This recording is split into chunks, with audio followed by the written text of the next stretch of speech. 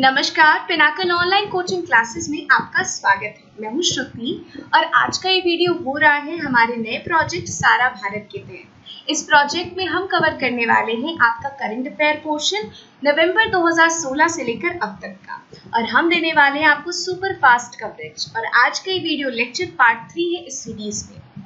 आज का ये वीडियो लेक्चर हिंदी माध्यम में है, but if you are an English medium student then you can refer to that video which I have made in English medium. लेकिन हम अपना आज के वीडियो हिंदी में ही कंटिन्यू करेंगे। तो आइए बिना समय बर्बाद किए हम लोग शुरुआत करते हैं। और आज का हमारा सबसे पहला प्रश्न है कि किस संस्था ने इंदिरा गांधी शांति पुरस्कार 2014 प्राप्त किया। तो इंदिरा गांधी शांति पुरस्कार 2014 प्राप्त किया है भारत अंतरिक्ष अनुसंधान केंद्र इसरो ने। तो इसरो को इंदिरा गांधी पीस प्राइज से सम्मानित किया गया है। हमारा दूसरा प्रश्न है कि भारतीय नौसेना की पश्चिमी नौसेना कमान द्वारा आयोजित वार्षिक संयुक्त मानवीय सहायता और आपदा राहत का अभ्यास 18 मई 2017 को कहां शुरू हुआ। तो एक संयुक्त मानवीय सहायता और आपदा राहत का अभ्यास हुआ था 18 मई 2017 को। हमें ये बताना है कि ये अभ्यास कहाँ हुआ था। ये अभ्यास हुआ था करवार, कर्नाटका में। बढ़ते अगले प्रश्न की तरफ, और हमारा अगला प्रश्न है कि G20 श्रम और रोजगार मंत्रियों की बैठक 18 से 19 मई 2017 को कहां आयोजित की गई थी। तो ये बैठक आयोजित की गई थी जर्मनी में। जर्मनी में G20 के जितने भी श्रम और रोजगार मंत्री थे उन्होंने आपस में बैठक की थी, और ये बैठक का आयोजन हुआ था जर्मनी में। अगला प्रश्न है, भारतीय पुरुष की तीरंदाजी टीम ने शंघाई में विश्व कप में स्वर्ण पदक जीतने के लिए किसको हराया। तो भारतीय पुरुष तीरंदाजी टीम ने शंघाई में कोलंबिया की टीम को हराया और स्वर्ण पदक हासिल किया। अगला प्रश्न है कि संयुक्त राष्ट्र के पदक से मरणोपरांत किस भारतीय शांति दूत को सम्मानित किया जाएगा। तो संयुक्त राष्ट्र पदक से ब्रजेश थापा और रवि कुमार को सम्मानित किया जाएगा मरणोपरांत।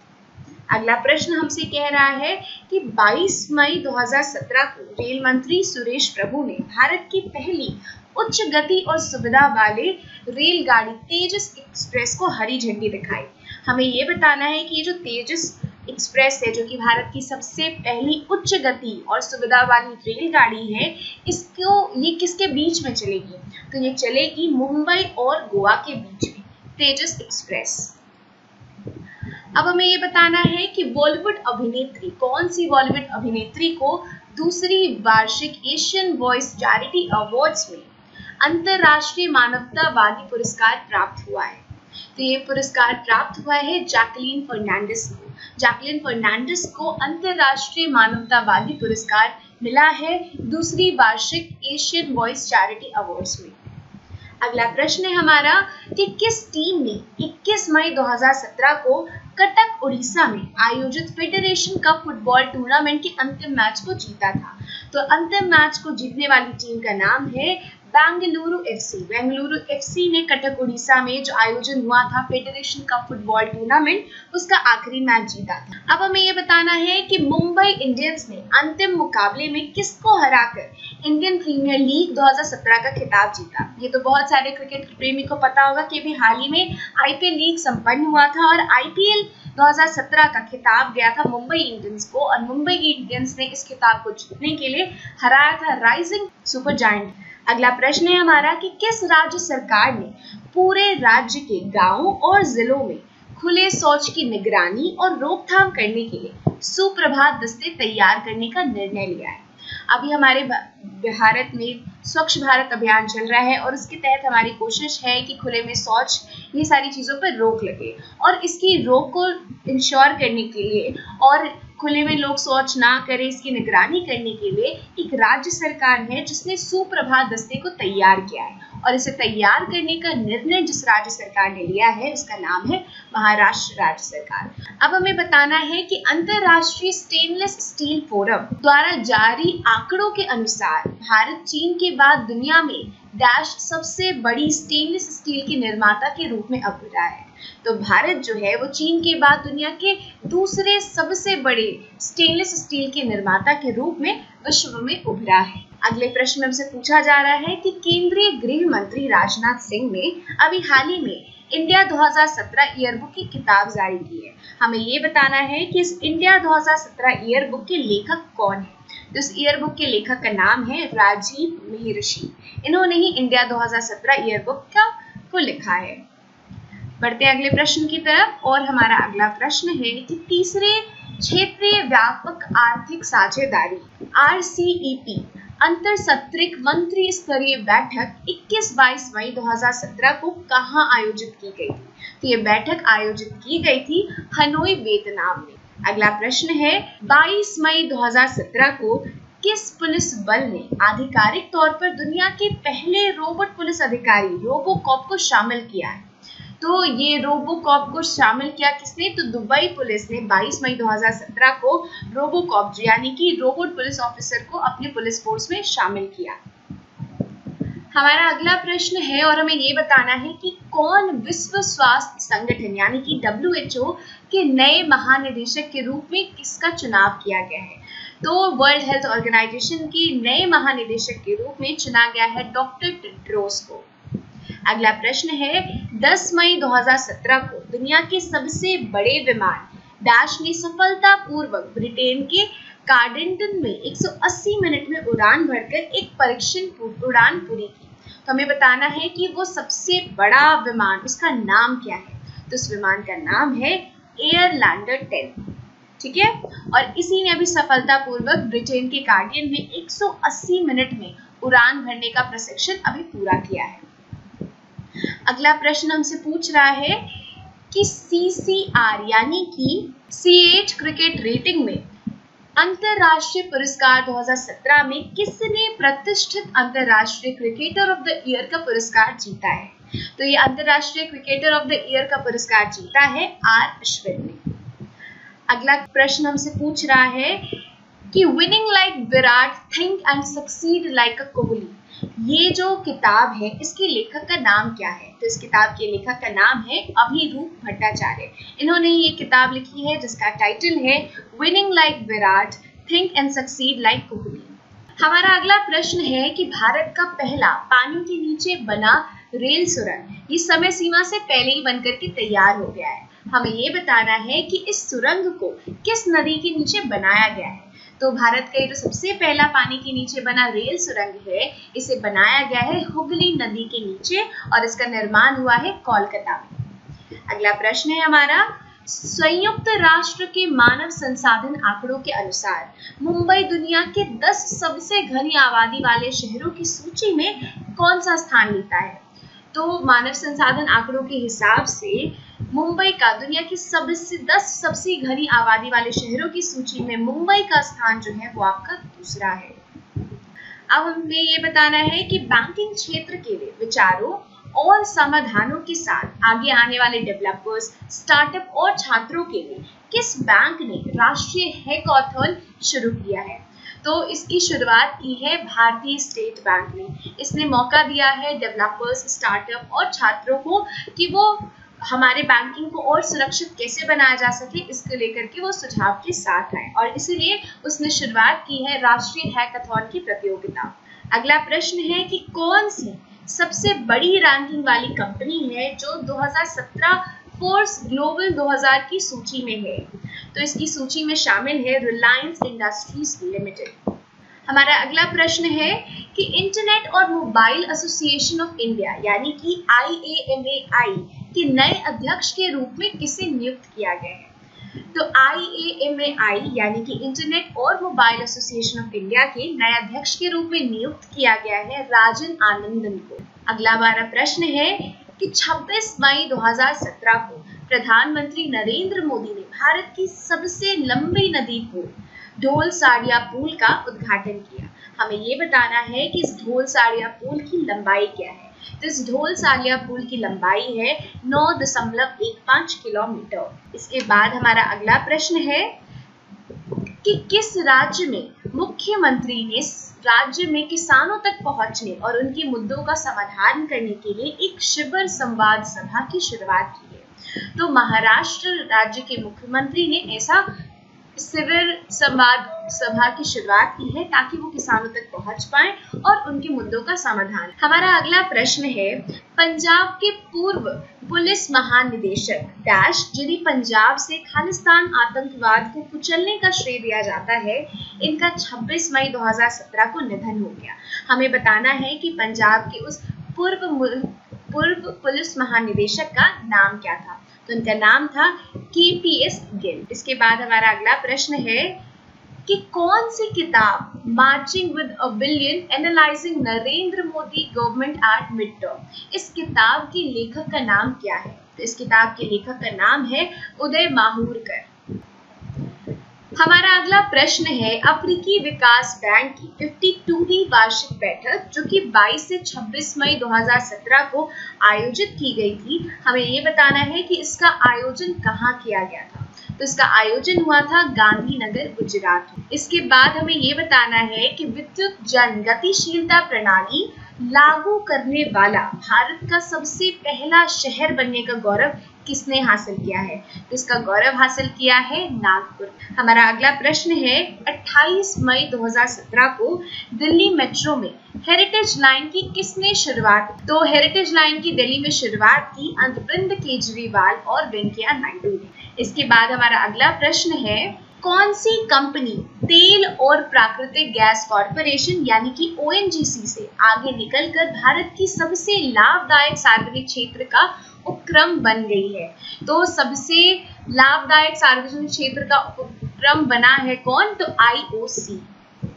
हमारा अगला प्रश्न है, केंद्रीय रक्षा मंत्री अरुण जेटली ने अपनी तरह की पहली एरोनॉटिकल टेस्ट रेंज का उद्घाटन कर्नाटक के किस जिले में किया है, जिसका इस्तेमाल देश के पहले मानव रहित विमान का प्रशिक्षण करने के लिए किया जाएगा? तो ये जो एरोनॉटिकल टेस्ट रेंज है, इसका जो इस्तेमाल है वो किया जाएगा कि देश के पहले मानव रहित विमान का प्रशिक्षण करने के लिए, और इसका उद्घाटन जो है वो केंद्रीय रक्षा मंत्री यानी कि अरुण जेटली ने कहाँ किया है? तो उन्होंने किया कर्नाटक के चित्रदुर्ग जिले में। ये हमारा प्रश्न था। और अगला प्रश्न है हमारा, 43वां G7 शिखर सम्मेलन 26-27-2017 को किस देश में हुआ था? तो इसका आयोजन हुआ था इटली में। हमारा अगला प्रश्न है, वर्ष 2016 के लिए संगीत नाटक अकादमी पुरस्कार से किसे सम्मानित किया गया है? तो 2016 का संगीत नाटक अकादमी पुरस्कार से सम्मानित किया गया है सत्यव्रत राउत को। इन्हें इस पुरस्कार से सम्मानित किया गया है। बढ़ते अपने अगले प्रश्न की तरफ। हमारा अगला प्रश्न हमसे ये पूछ रहा है कि 29 मई 2017 को केंद्रीय मानव संसाधन विकास मंत्री श्री प्रकाश जावड़ेकर ने किसके द्वारा जारी एक एंटी रैगिंग मोबाइल ऐप की शुरुआत की है? तो किसके द्वारा ये एंटी रैगिंग मोबाइल ऐप की शुरुआत की गई? तो ये एंटी मोबाइल ऐप जो है ये जारी किया गया UGC के द्वारा यानी कि यूनिवर्सिटी ग्रांट कमीशन के द्वारा। हमारा अगला प्रश्न, मई 2017 के आखिरी हफ्ते में बंगाल की खाड़ी में विकसित जो उष्णकटिबंधीय चक्रवात आया था, हमें बताना है कि उस चक्रवात का नाम क्या था? तो उसका नाम था मोरा। अगला प्रश्न, 30 मई 2017 को देश के शौचालयों के उपयोग को बढ़ावा देने के लिए किस बॉलीवुड अभिनेता ने पीने के पानी और स्वच्छता मंत्रालय की दरवाजा बंद अभियान शुरू किया है? तो दरवाजा बंद अभियान किसके लिए शुरुआत की गई है? ताकि जो देश है उसमें शौचालयों के उपयोग को बढ़ावा मिले, और इस दरवाजा बंद अभियान की शुरुआत की है पानी और स्वच्छता मंत्रालय ने, और इसमें उनका सहयोग करेंगे बॉलीवुड अभिनेता अमिताभ बच्चन। हमारा अगला प्रश्न, किस बॉलीवुड अभिनेत्री को दादा साहेब फाल्के अकादमी पुरस्कार से सम्मानित किया जाएगा? तो इस पुरस्कार से सम्मानित किया जाएगा प्रियंका चोपड़ा। हमारा अगला प्रश्न, जामिया मिलिया इस्लामिया के कुलपति के रूप में 5 साल के लिए सर्वसम्मति से किसे नियुक्त किया गया है? तो नजमा हिब्बुल्लाह को सर्वसम्मति से कुलपति के रूप में नियुक्त किया गया है जामिया मिलिया इस्लामिया के कुलपति के रूप में। हमारा अगला प्रश्न है, Indian regional navigation satellite system जिसका परिचालन नाम नाविक है, उसकी सटीकता के लिए प्रशिक्षण किया जा रहा है। यह सार्वजनिक उपयोग के लिए डैश तक बाजार में उपलब्ध होने की संभावना है। तो हमें बेसिकली ये बताना है कि इस सिस्टम को कब तक सार्वजनिक उपयोग के लिए बाजार में उपलब्ध होने की संभावना है, तो इसकी संभावना है 2018 तक। बढ़ते हैं अगले सवाल की तरफ और हमारा अगला सवाल है, कौन सा देश ग्रीन ऊर्जा पर सभी सरकारी बंदरगाहों को चलाने के लिए दुनिया में सबसे पहला होगा? तो सारे जो सरकारी बंदरगाह हैं उसको ग्रीन ऊर्जा से चलाने वाला सबसे पहला देश होगा विश्व में भारत। अगला हमारा प्रश्न है, 31 मई 2017 को मनाया गया विश्व तंबाकू दिवस 2017 का विषय क्या था?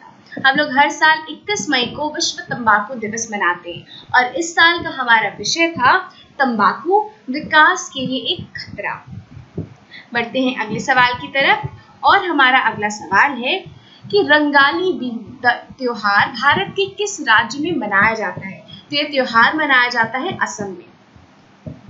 डूबता ऋण को कम करने के लिए भारतीय रिजर्व बैंक ने अन्य बैंकों के लिए एक पीसीए नामक ढांचा तैयार किया है और ये पीसीए नामक जो ढांचा है वो 1 अप्रैल 2017 से प्रभावी है। हमें ये बताना है कि पीसीए का अभिप्राय क्या है, इसका फुल फॉर्म क्या है? तो पीसीए का फुल फॉर्म है प्रॉम्प्ट करेक्टिव एक्शन और इसका मेन उद्देश्य है डूबते ऋण को कम करना। ये भारतीय रिजर्व बैंक के द्वारा इस ढांचे को तैयार किया गया है। अगला प्रश्न हमें ये बताना है कि गरीबी रेखा से नीचे की बीपीएल श्रेणी के जो वरिष्ठ नागरिक हैं उनको शारीरिक सहायता और सहायता युक्त उपकरणों को उपलब्ध कराने के लिए सामाजिक न्याय और अधिकारिता मंत्री श्री कहारपुर चंद गहलोत ने किस योजना की शुरुआत की है? तो उनके द्वारा जो योजना शुरू की गई है उस योजना का नाम है राष्ट्रीय वयोश्री योजना। अगला प्रश्न, विश्व स्वास्थ्य दिवस हर वर्ष किस तारीख को मनाया जाता है? तो विश्व स्वास्थ्य दिवस हर साल 7 अप्रैल को मनाया जाता है। 1 अप्रैल 2017 को भारत में बिजली घर क्षेत्र के विकास के लिए केंद्रीय वस्त्र मंत्री सुश्री स्मृति ईरानी ने किस योजना का शुभारंभ किया था? तो जिस योजना का शुभारंभ 1 अप्रैल 2017 को भारत के बिजली घर क्षेत्र में विकास के लिए किया गया था, उस योजना का नाम है पावर टेक्स इंडिया स्कीम। हमारा अगला प्रश्न, चेनानी नाशरी जिसका उद्घाटन 2 अप्रैल 2017 को हुआ था, ये भारत की सबसे लंबी सुरंग है। हमें ये बताना है कि भारत की सबसे लंबी सुरंग की लंबाई कितनी है? इसकी लंबाई है 10,890 मीटर। अगला प्रश्न, 1 अप्रैल 2017 को स्टेट बैंक ऑफ इंडिया ने सफलतापूर्वक अपने 5 सहयोगी बैंकों और भारतीय महिला बैंक को अपने साथ मिला लिया और इस विलय के अनुसार एसबीआई शीर्ष 50 ग्लोबल बैंकों की लीग में कौन सी स्थिति पर स्थान रखता है, या जो विश्व के 50 ग्लोबल बैंक की लीग है उसमें एसबीआई का कौन सा स्थान है? एसबीआई का स्थान है 44वां। हमारा अगला प्रश्न है कि किस बॉलीवुड अभिनेत्री को फोर्ब्स 30 की अंडर एशिया 30 सूची में जगह मिली है? तो जिस बॉलीवुड अभिनेत्री को ये जगह मिली है उनका नाम है आलिया भट्ट। बढ़ते अगले सवाल की तरफ और हमारा अगला सवाल है कि केंद्र सरकार ने कितने रुपयों से अधिक के वस्तु एवं सेवा कर की चोरी पर गैर जमानती अपराध के रूप में निर्णय लिया है? तो अगर आप 5 करोड़ से अधिक रुपए की वस्तु एवं सेवा कर की चोरी करते हैं तो उस केस में वो गैर जमानती अपराध के रूप में उसे माना जाएगा। अगला प्रश्न है कि पुरुष एकल वर्ग में 2017 मियामी ओपन टूर्नामेंट के 33वें संस्करण को किसने जीता है? ये संस्करण जीता है रॉजर फेडरर ने। हमारा अगला प्रश्न, भारत की पहली ट्रांसजेंडर पुलिस अधिकारी कौन है? तो भारत की सबसे पहली ट्रांसजेंडर पुलिस अधिकारी का नाम है पृथिका यशनी। नेक्स्ट क्वेश्चन है हमारा, केंद्रीय मंत्रिमंडल ने यात्री और माल भाड़े की सलाह देने के लिए भारतीय रेलवे के लिए एक नियामक स्थापित करने और प्रदर्शन बेंचमार्क सेट करने के प्रस्ताव को मंजूरी दे दी है। हमें ये बताना है कि जो प्राधिकरण बनने की जिसको मंजूरी मिल गई है उस प्राधिकरण को क्या नाम दिया गया है? उस प्राधिकरण को नाम दिया जाएगा रेलवे विकास प्राधिकरण यानी कि रेलवे डेवलपमेंट अथॉरिटी। अगला प्रश्न, भारतीय रिजर्व बैंक के नए कार्यकारी निदेशक के रूप में कार्यभार किसने संभाला है? तो ये कार्यभार संभालने का काम किया है मालविका सिन्हा ने। हमारा अगला प्रश्न, किस राज्य के मुख्यमंत्री ने राज्य के 49 जिलों में दीनदयाल रसोई योजना की शुरुआत की है? तो किस राज्य के मुख्यमंत्री ने इसकी शुरुआत की? तो इसकी शुरुआत की है मध्य प्रदेश के मुख्यमंत्री ने। अगला प्रश्न हमें से ये पूछा जा रहा है कि अमेरिका की नेशनल बास्केटबॉल एसोसिएशन ने किस शहर में भारत का अपना पहला बास्केटबॉल स्कूल शुरू किया है? तो नेशनल बास्केटबॉल एसोसिएशन ने अपने भारत में अपना सबसे पहला बास्केटबॉल स्कूल शुरू किया है मुंबई में। अगला प्रश्न संयुक्त राष्ट्र की सबसे कम उम्र की शांति की दूत कौन बनी है? तो सबसे कम उम्र की शांति की दूत बनी है मलाला यूसुफजई। अगला प्रश्न फ्लेमिंग ट्रेसेस ऑफ द्रौपदी पुस्तक किस राजनेता के द्वारा लिखी गई है? तो ये पुस्तक लिखी गई है वीरप्पा मोइली के द्वारा। अगला प्रश्न 7 अप्रैल 2017 को केंद्रीय सूचना एवं प्रसारण मंत्री एम वेंकैया नायडू ने 3 दिवसीय राष्ट्रीय बाल फिल्म समारोह का उद्घाटन कहाँ किया? तो वेंकैया नायडू ने ये समारोह का उद्घाटन किया कहाँ पे? तो विशाखापट्टनम आंध्र प्रदेश में इस समारोह का उद्घाटन किया उन्होंने। अगला प्रश्न भारत ने एशियाई युवा शतरंज चैंपियनशिप में 12 पदक जीते। हमें ये बताना है कि ये जो युवा शतरंज चैंपियनशिप है ये कहाँ आयोजित किया गया था? ये आयोजित किया गया था ताशकंद उज्बेकिस्तान में। अगला प्रश्न फॉर्मूला 1 चीनी ग्रैंड प्रिक्स ये किसने जीती है? तो इसको जीता है, इस खिताब को जीतने वाले फॉर्मूला 1 ड्राइवर का नाम है लुइस हैमिल्टन। अब हमें ये बताना है कि गांधी इन चंपारण ये जो पुस्तक है इसके लेखक कौन है? तो इस पुस्तक के लेखक का नाम है डीजी तेंदुलकर। अगला प्रश्न भारतीय प्रधानमंत्री नरेंद्र मोदी, बांग्लादेश के प्रधानमंत्री शेख हसीना और पश्चिम बंगाल की मुख्यमंत्री ममता बनर्जी ने संयुक्त रूप से वीडियो कॉन्फ्रेंस फॉर्म नई दिल्ली के माध्यम से कोलकाता खुलना पैसेंजर ट्रेन की प्रशिक्षण चलाने के लिए हरी झंडी दिखाई। हमें से ये पूछा जा रहा है कि इस रेल सेवा को क्या नाम दिया गया है? तो इस रेल सेवा को नाम दिया गया है मैत्री एक्सप्रेस दूसरा। ठीक है। हमारा अगला प्रश्न एक्सरसाइज नोमैडिक एलिफेंट 12 भारत तथा किसकी सेनाओं के बीच का संयुक्त सैन्य अभ्यास है? तो ये संयुक्त सैन्य अभ्यास है भारत और मंगोलिया के बीच का। अगला प्रश्न 123वें संवैधानिक संशोधन विधेयक 2017 जिसे लोकसभा द्वारा 10 अप्रैल 2017 को पारित किया गया था वो संवैधानिक दर्जा दिया गया है। तो हमें बताना है कि वो कौन सा विधेयक है जिसे किया गया है। तो उसका नाम है national commission for socially and educationally backward classes, यानी कि सामाजिक और शैक्षिक रूप से जो पिछड़ा वर्ग है के लिए राष्ट्रीय आयोग। इसे संवैधानिक संशोधन विधेयक 2017 के द्वारा लोकसभा द्वारा 10 अप्रैल 2017 को इसे पारित कर दिया गया है। अगला प्रश्न हमें वापस से ये बताना है कि कोल्सन व्हाइटहेड जिसके द्वारा एक उपन्यास लिखी गई थी और उस उपन्यास को 2017 में पुलित्जर पुरस्कार से नवाजा गया है। तो वो कौन सी उपन्यास है? तो उस उपन्यास का नाम क्या है? और उस उपन्यास का नाम है द अंडरग्राउंड रेल रोड। अगला प्रश्न किस कंपनी ने ईबे के भारत व्यापार को खरीदने की घोषणा की है? तो फ्लिपकार्ट ने ईबे के भारत व्यापार को खरीदने की घोषणा की है। ईबे को खरीद लेगा कौन? फ्लिपकार्ट। अगला प्रश्न हमसे ये पूछा जा रहा है कि नोकिया ने किन भारतीय दूरसंचार कंपनियों के साथ भारत में 5G नेटवर्क के लिए समझौता पत्र पर हस्ताक्षर किया है? तो नोकिया ने किसके साथ किया है? तो एयरटेल और भारत संचार निगम लिमिटेड यानी कि BSNL इन दोनों के साथ मिलकर के एक समझौता पत्र है उस पर हस्ताक्षर किया है और ये दोनों के साथ मिलकर के नोकिया भारत में 5G नेटवर्क को लेकर आएगा। अगला प्रश्न किस अमेरिकी अभिनेत्री को संयुक्त राष्ट्र के शरणार्थी उच्चायोग यानी कि UNHCR के सद्भावना राजदूत के रूप में नियुक्त किया गया है? तो किसे नियुक्त किया गया है? तो क्रिस्टिन डेविस जो है उन अमेरिकी अभिनेत्री को इस काम के लिए नियुक्त किया गया है। अगला प्रश्न है हमारा कि किस राज्य सरकार के विभिन्न कल्याणकारी योजनाओं के बारे में जानकारी देने के लिए ई-सेवा मोबाइल ऐप लॉन्च किया है? आजकल बहुत सारी सरकार बहुत तरह की ऐप सेवा लॉन्च कर रही है, उसी में से एक ऐप सेवा का नाम है ई-सेवा। हमें ये बताना है कि ये जो ई-सेवा है ये किस राज्य सरकार की कल्याणकारी योजनाओं के बारे में जानकारी देगी? तो ये ई-सेवा कार्यकारी योजनाओं के बारे में जानकारी देगी हरियाणा की। ठीक है। बढ़ते हैं अगले सवाल की तरफ और हमारा अगला सवाल है, विद्युत मंत्री पीयूष गोयल द्वारा कौन से मोबाइल एप्लीकेशन को लॉन्च किया गया है जो कि उपभोक्ताओं को विद्युत आपूर्ति कंपनियों पर बिजली वितरण कंपनियों के साथ वास्तविक समय की जानकारी का आदान प्रदान करने की अनुमति देता है। तो उस ऐप का नाम है ऊर्जा मित्र।